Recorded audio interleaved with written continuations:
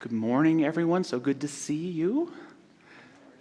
I'd like to begin this morning by inviting you to remember where you started on your spiritual path, whether it was here at Mile High Church or somewhere else, and to ask you that general question, what would you tell yourself then? What would you want yourself to know then that you know now? Anybody? Maybe we have time to hear a couple short answers. It'll be okay. It'll be okay. I like that. No separation. There is no separation. Beautiful. This is your true life. I love this. I'm gonna sit in the audience and then have you all come up here. I am home at last. Home at last. I love it. So I have a long list of answers. I'm just going to share a few with you today. The first would be not to get so caught up in the ideal that you lose touch with what's real. I think early on in this teaching, I got caught up in creating an ideal vision for myself, which is a wonderful thing to do, but sometimes I put this weight of wanting to become this perfect person. So that idealized vision of myself became so not who I was that it kept me from accepting who I am. And for me, if we're ever to have those moments where we experience divine perfection, they can only happen when we accept ourselves as we are.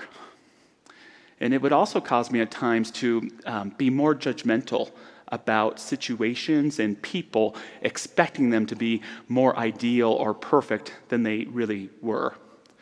There's a Sufi story about an older man and a younger man asked him, "How come you never got married?" And he shares, "Well, in my early 20s, I set out to find the perfect wife. And I met one woman, and she was beautiful, and she was smart, but there was just way too much family drama. Just wasn't going to do it. Then I met another woman, and she was beautiful and had a great family, but I wanted someone that was more educated on philosophy and could have more deep conversations. And then finally, I met the perfect woman. She was beautiful. She had a wonderful family. She was brilliant." And the younger man asked, "Well, what happened?" And the man says, "Well, there was one problem. She was looking for the perfect husband." And so often we can get lost in demanding a kind of perfection from our life instead of an authentic realness. The second thing for me is that this teaching isn't so much about manifesting stuff as it is enriching our consciousness. The great gift of this teaching is really in enriching our consciousness. Is it great to have wonderful demonstrations in our lives? Absolutely. Is it wonderful to know exactly what it is that you want and put it on your vision board? Absolutely. But I have ultimately found that the byproduct of a deepening consciousness is these incredible blessings that were directly in tune with my imagination, or even better than I could have ever imagined. That consciousness that can appreciate the good of my life while it's taking place, being able to ground myself in the sense of a sacred, being able to live in a place of gratitude, being able to feel myself, that's what this teaching can give us. And everything else, all the manifestations, is just a byproduct. It's just the benefit. And lastly, in getting into the heart of the message today, get back.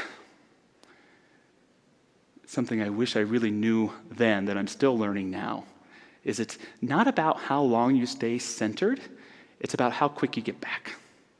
It's not about how long you stay centered, it's about how quick you get back. The purpose of this stuff is not to become perfect people. It's not to try and realize some sort of enlightenment that no one has quite ever reached. It's to live in that grace of God and of love every day. I'd love to tell you that I'm a perfect father, but I'm not.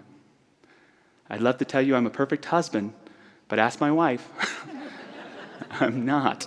I'd love to tell you I'm a perfect minister, but I'm not. But what I hope I'm getting better at is when I fall off center, when I make a mistake, I hope I'm becoming a better father by how quick I get back, a better husband by how quick I get back, a better minister by how quick I get back.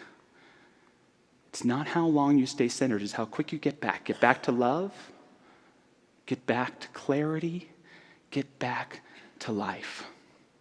And it's an amazing thing, I think, when you can look at your life, and I invite you to ask yourself this question: where I'm showing up not at my best, how can I make that a vehicle to become my best? How can that situation that isn't the best become a vehicle for the best to come forward? Because that's the miracle, the spiritual practice of coming back to center from anything that distracts or takes us away from it. So some steps to getting back today. The first is stop striving for perfection. Not much of a bully. Stop striving for perfection.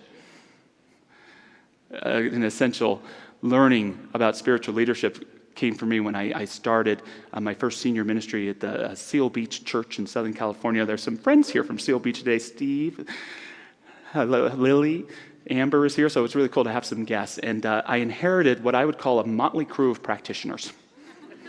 Very unique. There was an angel named Juanita. You guys know Juanita. And there were these incredible people. I love them to death, so don't take this the wrong way. But they weren't my ideal of what practitioners should be.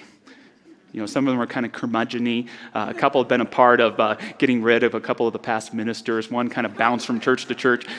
And I had to make this decision. Was it my work to try to build them up into the practitioners I think they should be? Or was it to accept them as they were so that they could be the best that they could be within our spiritual community? And that's what happened. And it was really, I think, the secret sauce to growing our community there, because they were able to express themselves. Practitioners aren't holy people. They're flawed. They make mistakes. They struggle. But what makes them special is they stay committed to spiritual practice. They stay committed to coming back to faith. And when the congregation got to see that, they could see, oh my God, I'm a practitioner too. We're all practitioners. And that's what I love about the practitioners here in our spiritual community. They're not pretending to be holy people. They're examples of living full lives and all the struggles that take place in between, but knowing and keeping to that faith, that truth. There's a story I love about Abraham Lincoln. It's in the middle of the Civil War. And he's finally winding down. I can't imagine how busy he was. So he's finally getting a rest, and there's a colonel that comes to the White House to share that he had just learned that his wife had passed away, and he wanted a reprieve so he could go retrieve her body. And Lincoln, he was frustrated. Can I get no rest? Must I be bothered with all things at all time of the day? When will I get a break? I just can't do this right now. And the man had to go home, and you can guess Lincoln probably didn't get a very good rest. But I don't know about you, but I resonate with him a little bit. You know? Do I have to get a text message when I'm eating my cereal? Ugh. Do I have a sign around my neck that says open 24/7 for anything to talk about? You know, and it's good to have those boundaries, those self-care boundaries. So that's why that voice is okay when it comes up to listen to. Am I taking care of myself? And yet, there are those situations of heart that call us to do God's work and not just our own work. And the beautiful part of the story for me is that the very next morning, Lincoln, hat in hand, is at the man's door. I was a brute last night. How can I help? It's not about how long you stay centered. It's how quick you get back to love, back to clarity, back to life. I love the famous quote from C.S. Lewis: we all want progress, but if you're on the wrong road, progress means doing an about turn and walking back to the right road. In that case, the one who turns back soonest is the most progressive. And that, for me, is the statement about Lincoln's leadership that's so powerful, is it didn't take a week, or he didn't try to make himself right. He admitted his mistake. And the question for us isn't don't make mistakes. It's how quick can you come back to center when you do. And there's something powerful about that center.